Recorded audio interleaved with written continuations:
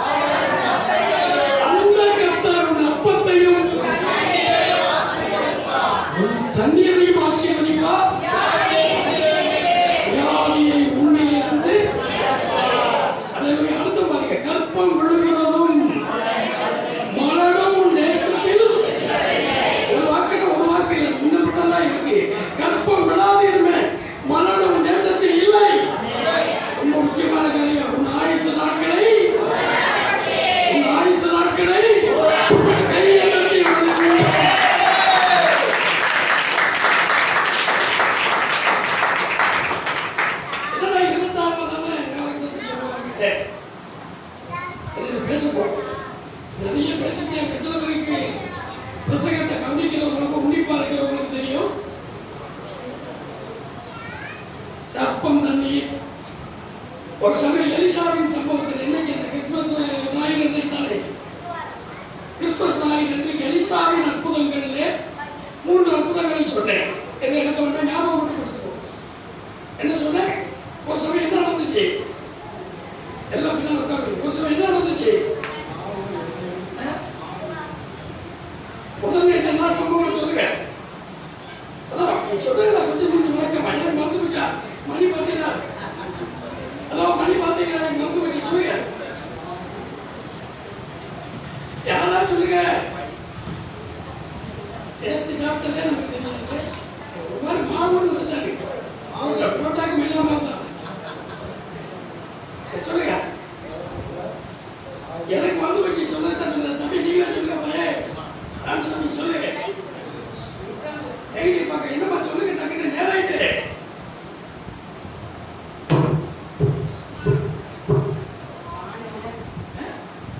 சந்தோஷம். ஒரு சமயம் என்னாச்சு? தண்ணி குடிக்கிறதுக்கு என்னதான் போச்சு? கெட்டு போச்சு. சாவு வந்துட்டு தண்ணியால வாங்கி கொடுத்தவொன்னு கத்தாவின் அப்பத்தையும் தண்ணீரையும் தண்ணி கெட்டு போச்சு. என்ன செஞ்சாங்க? தண்ணியில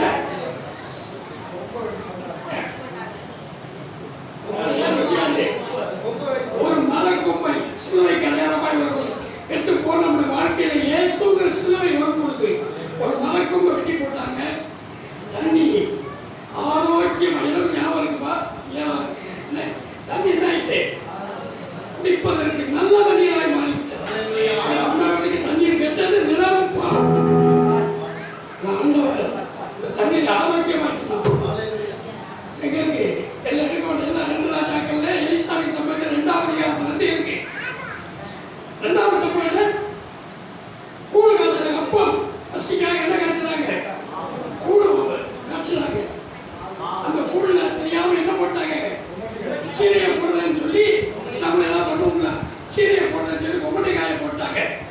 சாப்பிட போகும்போது தெரிஞ்சு வச்சு ஒருத்தருக்கு சமையல் பண்ண, ஐயா விஸ்ராம், ஐயா விஸ்ராம், விஸ்ராம் தெரியாது சொல்றாரு. அப்பதான் எவ்வளவு கிட்ட சொன்ன மாவு எடுத்து சொல்றாரு. ஒரு கைப்பிடி மாவு எதில் போடு, கூழ்ல போடு. அதுக்கு என்ன ஆயிட்டு அந்த கூட அதுக்கப்புறம் சாப்பிடுதாங்க ஆரோக்கியமாயிடுச்சு. கர்த்தருடைய அப்பத்தையும் தண்ணி ஆசீர்வதிப்பார். மூணாவதாக ஒண்ணு, இரவு வாங்கின கோடாரி என்ன செஞ்சாங்க, மரத்தை வைக்கும் போது தண்ணிக்குள்ள விழுந்து போச்சு. ஐயோ இரவு வாங்கியிருக்கேன், இரவல் தந்தவன் கேட்கின்றோம் இல்லை என்றார் விடுவானா.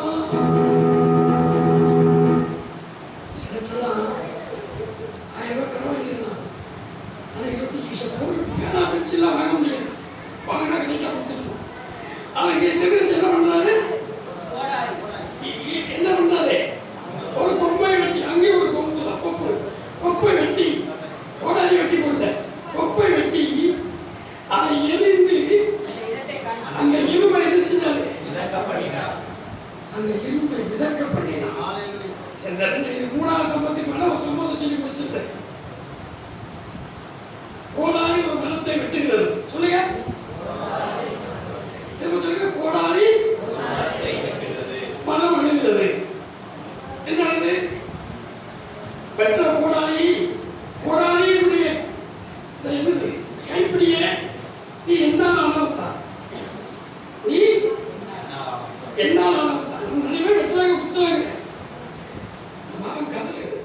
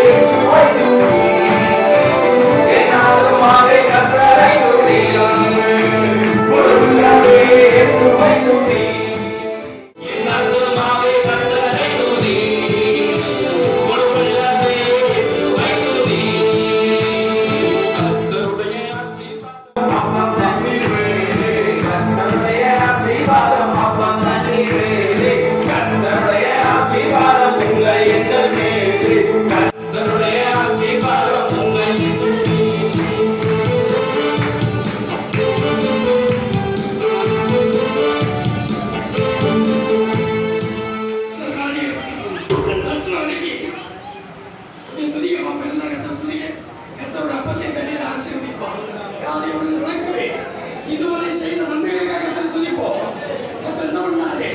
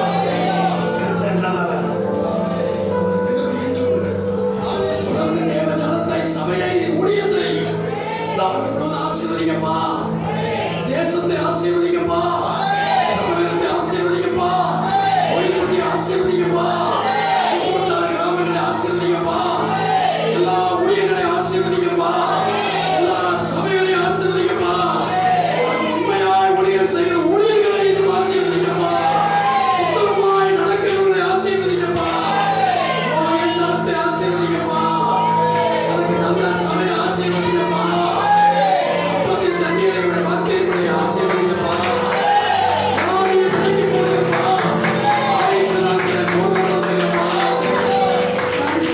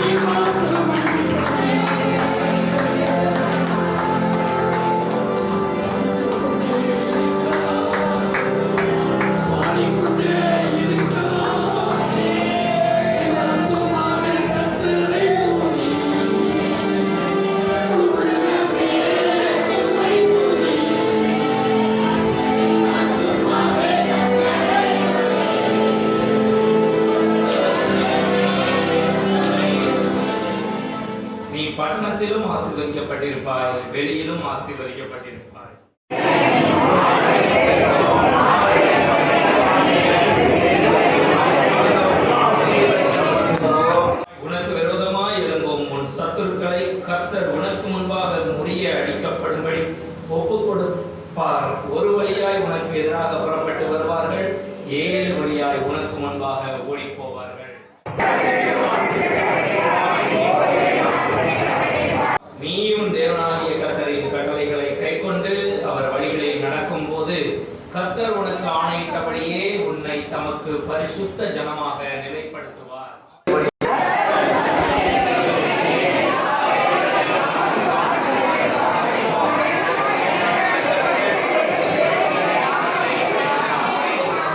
கொடுப்பேன் என்று கர்த்தர் உன் பிதாக்களுக்கு ஆணையிட்ட தேசத்தில் கர்த்தர் உன் கர்ப்பத்தின் கனியிலும் உன் மிருக ஜீவன்களின் பலனிலும் உன் நிலத்தின் கனியிலும் உனக்கு பரிபூர்ண நன்மை உண்டாக கட்டளையிடுவார்.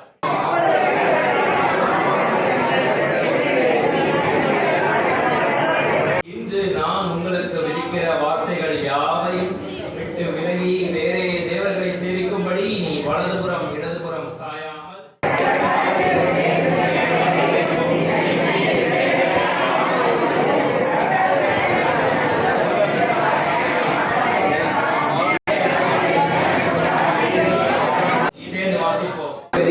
உன் தேவனாகிய கர்த்தரின் கட்டளைகளை கைக்கொள்ளவும் அவைகளின்படி நடக்கவும் அவைகளுக்கு செவிகொடுத்து வந்தார். கர்த்தர் உன்னை வாழாக்காமல் தலையாக்குவார், நீ கீழாகாமல் மேலாவாய். கர்த்தருடைய ஆசீர்வாதம் உங்கள் மேலே என் மேலே. எப்பொழுது உன் தேவனாகிய கர்த்தரின் சத்தத்துக்கு செவி கொடுக்கும் போது இப்போது வாசிக்கப்பட்ட ஆசீர்வாதம் எல்லாம் உன் மேலே வந்து பலிக்கும். இன்று நான் உனக்கு விதிக்கிறதை உன் தேவனாகிய கர்த்தரின் கட்டளைகளை கைக்கொள்ளவும் அவைகளை நடக்கவும் அவைகளுக்கு செவி கொடுத்து வந்தால் கர்த்தர் உன்னை வாழாக்காமல்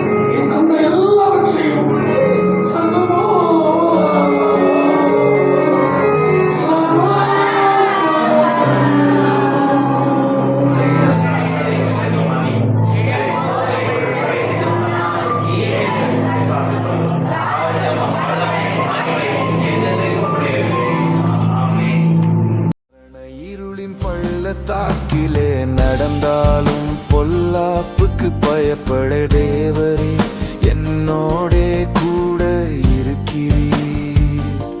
உமது கோலும் உமது தடியும் என்னை தேற்றும். என் சத்துருக்களுக்கு முன்பா